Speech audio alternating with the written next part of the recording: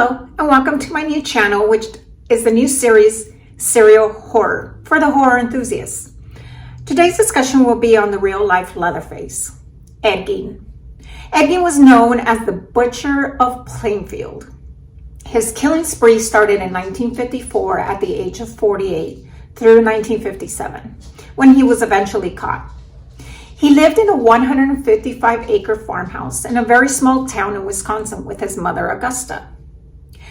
Gein's dad was a severe alcoholic that died of heart failure in 1940. Augusta was a very religious, controlling, psychotic bitch. She ended up dying from a stroke in 1945 at the age of 67. Ed was completely devastated by her death and found himself alone and lost. After her death, he began to exhume bodies from local graveyards, and he also killed two women, local women that lived in the same town. One of those women was a local hardware store owner. This lady had a son who happened to be a deputy sheriff. The day after her disappearance, the son walked into the store and found the cash register open and found some bloodstains on the floor. However, his mother was nowhere to be found. He told investigators that he remembered Gein was in the store buying some antifreeze the evening before she disappeared.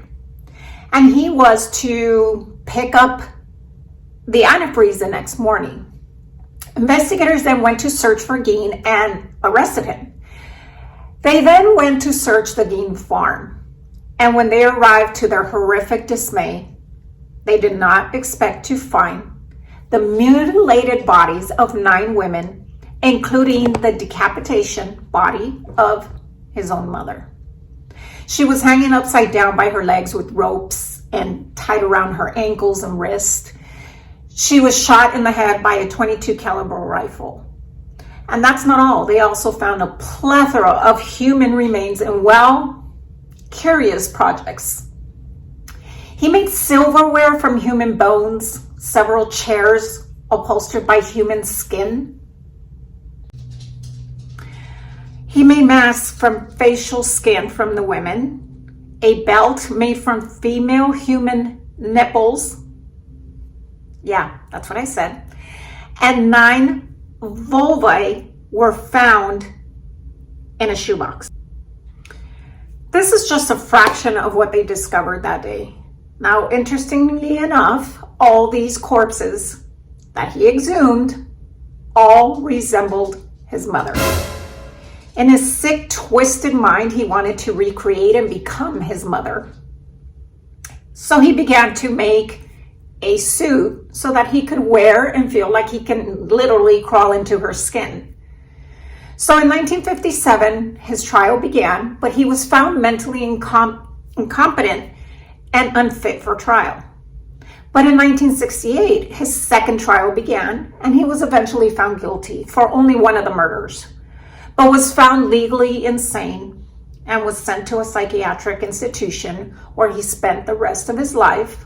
And then he later died of respiratory failure at the age of 77. So you must be wondering what happened to his property.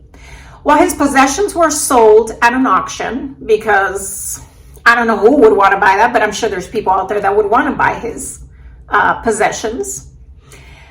And there were also rumors that the house would become a tourist attraction.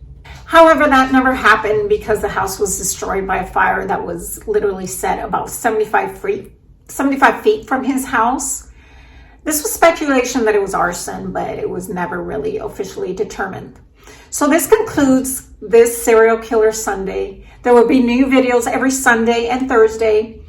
Thanks for joining me today. And don't forget to subscribe and follow me on Instagram. See you next week for True Crime Thursday. Hope you enjoyed.